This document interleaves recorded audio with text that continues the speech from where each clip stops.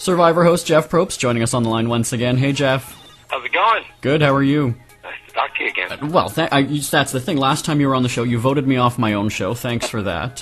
But still here. And well, and you know what? Actually, last week was our 7th anniversary on the air, so there you go, right? It shows what I know. Well, no, I mean, look, you do know. Look at Survivor. It's the longest-running reality show, isn't it? Yes. Well, it's definitely the one that exploded everything. Some would argue Cops, I think, was probably the first. Oh, right. Family. But yes, I know what you're saying. Yes, yeah. It is. It started the trend, and it is still going strong. Crazy, crazy, crazy. I was going to say, so eat that, Jeff, which would have been a good segue into the episode for the food auction, right? Yes, I love the auction. The auction is good. So much happens at the auction, including one of Cochran's best lines of the year, the auction. But there's tears at the auction, there's strategy at the auction. It's a lot. That auction, man, it delivers. But there's also some pretty gross things there. Are the contestants so hungry that they'll just eat anything? They must have a crazy look in their eyes. You're there. What's it like? Yeah, I think it depends on who you are, because some people do look at it that way. They'll come into an auction and say, I don't care what it is. If it's digestible, I want it. And then others, it's funny, others will say, I don't really like onions. You know, so it just depends. We've had people, I remember James getting, as a joke, he got bat soup, and he devoured it. He said, this is a bat, it's nutritious, and it's calories, I'll take it. So any sort of, like, vegetarianism or anything goes out the window when you're on Survivor, I guess? Yes.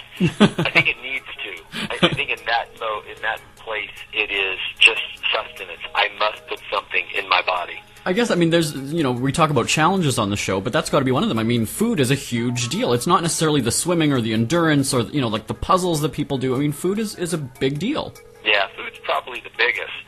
Yeah. It's the one that we can only talk about so much, and you can only hear somebody say, I'm so hungry so many times, but it never goes away. That pain in your stomach that is just your body devouring itself, it never leaves. Yeah, now, everybody's still talking about that major flip at Tribal Council a couple weeks ago. We've had a lot of questions about your involvement in things, so I want to ask you, how much of what's about to happen do you know about? I mean, obviously you asked questions based on knowledge of previous events, but did you see this one coming? No. People have a misunderstanding, and they think that I come in and I have 20 questions that I'm going to ask.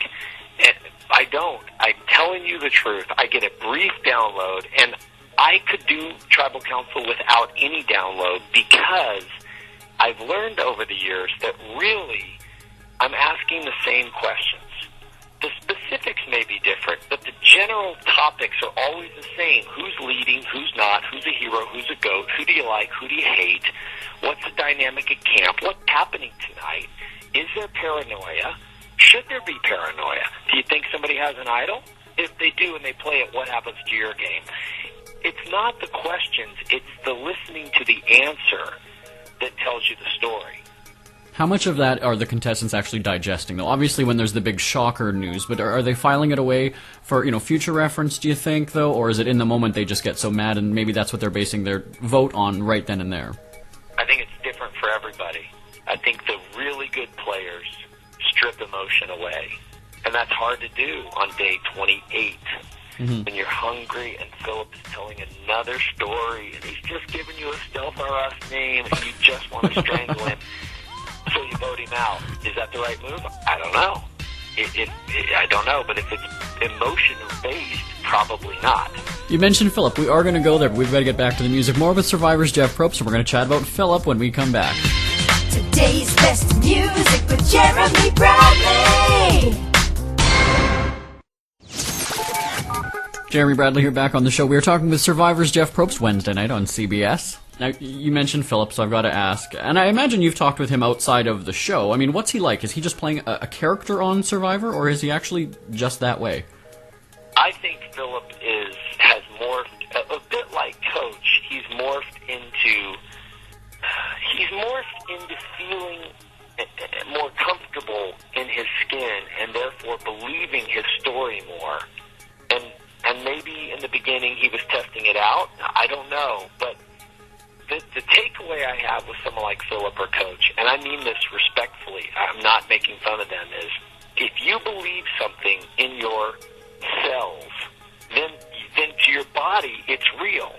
So if Philip is telling you, listen, we have a covert operation, I am its leader, name, listen carefully to your name, there are 6 letters in it, Destiny, wait a minute, 7.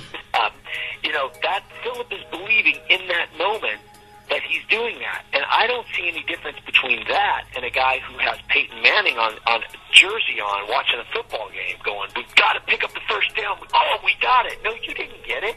Peyton Manning got it. You're at home, dude, watching on TV. But his cells believe he just got a first down. So I'm not sure ultimately it matters to the person who believes it to be real. Now, on a personal note, though, would you want him on your tribe or would you vote him out? Well, I guess it depends where I was with him, but if I was in an alliance with Philip, yes, I would stay in the alliance. I would not vote Philip out because I do not believe Philip can win the game ever.